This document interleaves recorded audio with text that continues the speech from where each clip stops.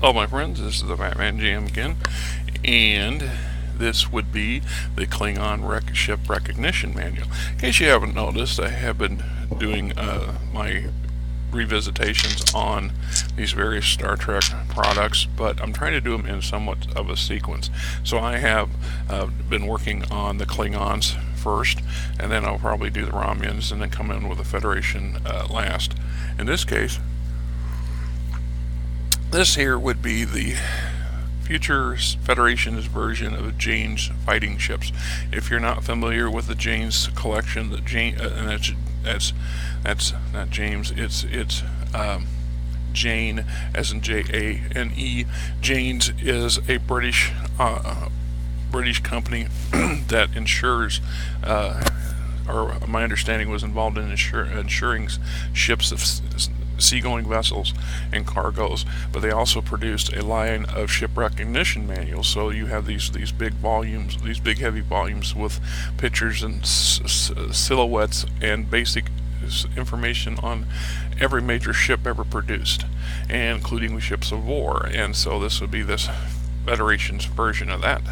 In this case, captains and senior and junior officers, especially tactical officers, are going to be required to have studied these things and refer to them on a regular basis for updates and references and so on and so forth, so that way that they're better prepared for handling encounters with known ships of known enemies and or allies. So as you can see, in this case we have a cutaway view of an updated D7, I believe. So even some notes from back in the old days. So I took my notes at the time. The Klingon Empire had roughly 13,378 ships in active service, 736 in reserve, 212 in training, and they were producing an average of 885 ships a year. The standing fleet, estimated next 5, 10 years, 50 years. Of course, this was my childish mindset, because I would forget to take into it. I did obviously take into account that just because you have ships of the line that are active doesn't mean you don't retire ships, and other ships will be cannibalized for parts or destroyed. So you're not just continuously adding to an existing number. There's a ceiling limit. There's also an economy limit. A given military or government can only sustain a certain level of active personnel and support a certain number of ships, and it might increase during a crisis in a war, but that would be decreased fairly quickly after the conflict's over by decommissioning or outright destruction of. Therefore, we've seen that in our own navies in the 40s and 50s after World War. During the war, there was a huge construction rush to build as many warships and transport ships as possible, and then in the short years after World War II was over, it was not feasibly fiscally viable to maintain such vast naval resources, so a lot of the older stuff were decommissioned or dismantled, literally destroyed in some cases. We used quite a bit of our stuff as targeting for training crews or in various nuclear tests. And then there's the decommissioning, where you put a certain percentage of ships into basically storage, although that's a limited maintenance situation. So if necessary in a crisis, you can pull them out and refurbish them, ideally faster than it would take to build a new one. A lot of those during the war, post or mid-war construction projects, especially the transport ships such as Liberty ships, actually had a limited shelf life. They were never meant to be used for 20, 30 years. They were meant to be used and used up, so they were produced in that manner. The fact that a few Liberty ships still in active service today is just pure love of the people running them. Most of those things were decommissioned and turned into scrap pretty quickly after the war was over. Alright, so the Klingon Imperial Navy, scope of the manual, dedication, and it's just basically what it is. It's just a big running list of all kinds of various ships. Now, in early Star Trek, in the early series. We talk about looking at the original TV series, Next Generation, to a big degree, until later in Next Generation, later seasons, especially in the latter movies connected to. We didn't see a huge number of variety of ships on anybody's side. It didn't matter if we were talking the Federation or Klingons, and you almost never see any civilian ships in any significant. There's just a few, very, very few, and you almost always see the same ones used over. And this is mostly because they just don't have the big budget. They don't have a huge budget for CGI or for model making, and continually adding newer stuff on a regular basis and sustaining them in larger scale isn't practical.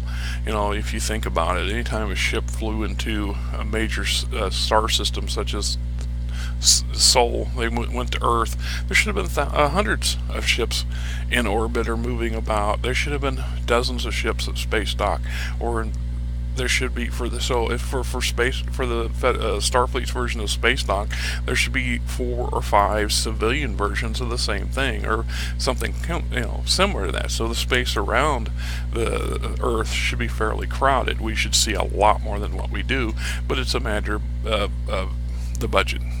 It's like in the TV series, you'll see the same ships over and over and over again, because that's what it is.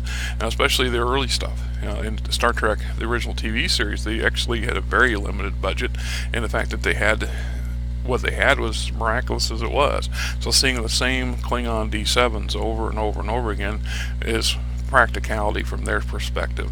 Not so much for us fan boys and girls, but it is what it is. So in reality, they're going to have scores of types of ships and various purposes. This is no different than a wet water navy of any country in the world. I mean, why would you have heavy cruisers, and why would you have destroyers if you could just have one ship does it all?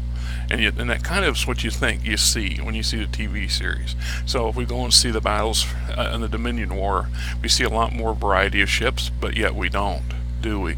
We see a wider variety of Federation ships involved in some aspects because they're reusing models and CGI footage from previous movies and TV series, which is fine because it's good to have a good database that makes for cost-effective cinema.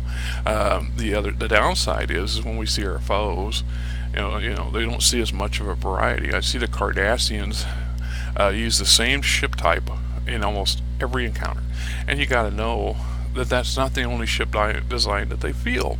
It makes no sense. For every Enterprise class heavy cruiser, there's probably 30 much smaller destroyers. Now we see those things in the Deep Space Nine's Dominion War scenes. When you get those brief clips of massive armadas slamming into each other, we see a lot more variety there, especially on the Federation side, which is kind of what I'm going for. So in an RPG, in a role-playing game, especially, or in a tactical war game, having a much wider range of ship capacity is desired. So here's assault ships, which you've never seen in a TV series. I mean, in a world where technology in Star Trek is so powerful that you can literally phaser half of a planet, or you can stun a whole continent full of people, massive ground wars are going to be rare. But yet, the old maxim that you can't control territory without boots on the ground still holds true. You can hold people hostage from orbit, but how do you enforce your will? How do you protect the city? How do you patrol your interests, or protect your interests, patrol the city streets, and project a more personal impact of whatever your deal is without having the soldiers? And they do a good job of talking it down in the Star Trek canon. If you go and look at the original, or the Enterprise series that came out with Scott Bakula, Mako, I was stoked to see Mako, because having a special forces organization, a Marine Corps based type organization, to go hand in hand with the Starfleet makes absolute 100% sense to me. There are plenty of situations where you don't want to stun an entire continent. I've done a video on that. What happens? What's the potential fallback or fallout for that? And if you're going to do orbital bombardment, well, that has its own issues, and you can't really control the territory on the ground effectively without putting boots on the ground. And if you do that, obviously your foes are going to have somebody on the ground who's going to contest that. So having ships to bring large quantities of troops in makes sense. And then we got some battleships, which until later series, especially in DS9, we rarely see these huge, massive ships. You know, the Excelsior was supposed to be a battleship. They played it up and down. It's supposed to be more powerful and bigger than the Enterprise heavy cruiser. And if you look at the Galaxy class is not a heavy cruiser by comparison. Depending if you go by bulk size or capacity for damage, the damn thing is in a battleship category. It's almost a dreadnought in its sheer scope of potential firepower. If we see that conversion take place in the latter part of the Dominion War, when they realize that their exploration and peace-seeking vessels with a bite or don't have a big enough bite. So when they take a lot of those extra amenities out and they take away the family space on board, and they convert all that to additional shielding and weaponry, those large frames suddenly become much more potent than what they are capable of. So the Klingons field some battleships it makes sense to me. Then your various D7s, the standard Klingon ship of the series, all the series. And we got our variations on those cruisers, different versions, some more successful than others. And then we get into other cruisers. It's one of the most confusing class here, these bird of prey, because they have such a back to that argument of having a limited budget for the movies and TV series. They've reused some of these things and then grossly misinterpreted them. So we have a version of this that's a scout with maybe a dozen crew, and then we have a cruiser version with hundreds and hundreds of crew. So much huge, larger version of the smaller vessel. It's just, I don't know, it is what it is.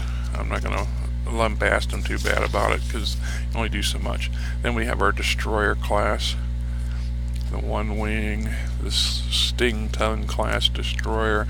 Well, why would you need destroyers? Well, let's look for a moment. If the Federation had nothing but Enterprise class heavy cruisers, well, for starters, it's overkill. That is way too much resources and firepower and or men and material to devote to all the different tasks that the Starfleet must accomplish. Using a heavy cruiser to patrol a very remote section of border that only has a few pirates and the occasional customs issue to deal with is retarded. So you're going to have less reason for doing that. And then there's cost. You can probably operate 2 or 3 of these things to one of the heavy class cruisers, so you could spread your forces out over wider areas and deal with more situations and crisis and so on and so forth. And contrary to popular belief, Star Trek is not Star Wars. In Star Wars, it seems like if you use the modifiers for ship combat or ship movement in hyperspace, in theory you can be anywhere in known space within a few days, sometimes hours. And in Star Trek, even at the fastest warp speeds, it still takes a while to cross the Federation. So you're not going to have any ship that can go from one side of the Federation to the other in minutes, let alone days. Sometimes it's going to take a week or 2 or more to get across there. So it makes sense to have many more smaller ships and suited to more specific or less specific roles, if you will. Destroyers.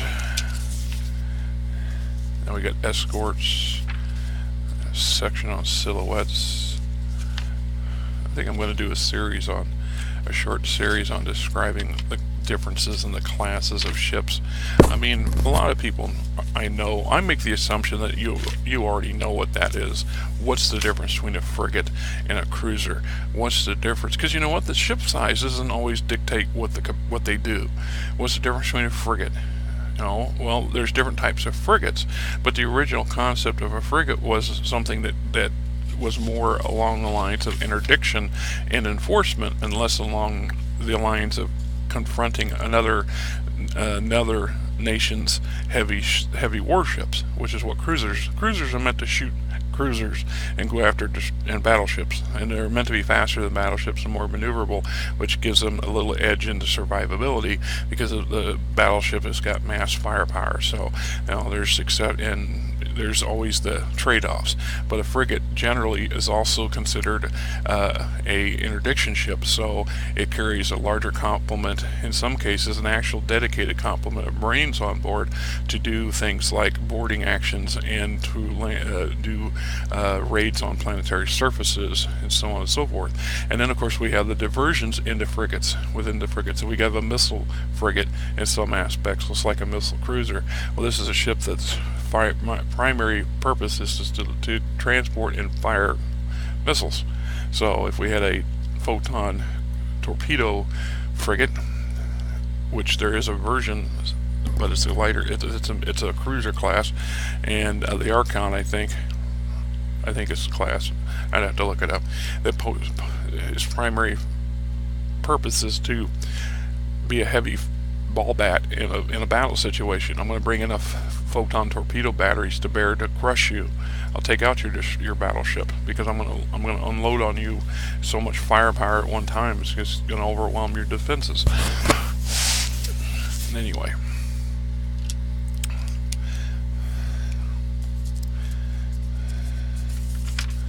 and then we get back to here's a frigate version of the bird of prey. We got gunboats, and no, these are not fighters, quote fighters, although it's a matter of argument depending on who you want to look at. Gunboats, scouts, and here's our bird of prey, scout. And under no day, except under extreme circumstances, should this class of ship ever have destroyed the Enterprise. The only reason why we see a scout class bird of prey take out the Enterprise is because the Enterprise had almost no crew, was in bad shape to begin with, and couldn't be properly operated, and its defenses were compromised when Captain Kirk and his command crew stole it to go look for Spock, and it is what it is. Class Monitor. Monitor's a specialty ship, and freighters. This is the thing that one of the things I like about Star Wars, because you see a lot of civilian vessels in Star Wars. What I don't like about Star Trek is that you see almost no civilian vessels, which makes no sense to me. I mean, they're there, they're there. They're moving transports now. In Star Wars, they come in two categories. You have the in-house freighter, basically everything's on board, traditional storage kind of capacity. Then you have a tug, and basically this makes more sense for huge bulk cargoes. They're going to transport huge containers, and they're going to string them out. So they're either pushers or they're pullers, but you have a string of transport containers, or a pair of strings depending on which ship type you use. But I think you should see more of those vessels, especially when you see the ship warping into, when the Enterprise or some other ship warps into a major system. We should see more of these. I was disappointed in DS9. You see an increased number of other nation ships and a handful of freighters and other civilian vessels operating there, which is what you expect. But I would expect to see a lot more than what we do. But we're back to that budget thing. They just don't have the budget for the series and stuff like that. Mobile repair facility, defense outposts. There you have it. So there we go. We have the Klingon ship recognition manual. Till next time.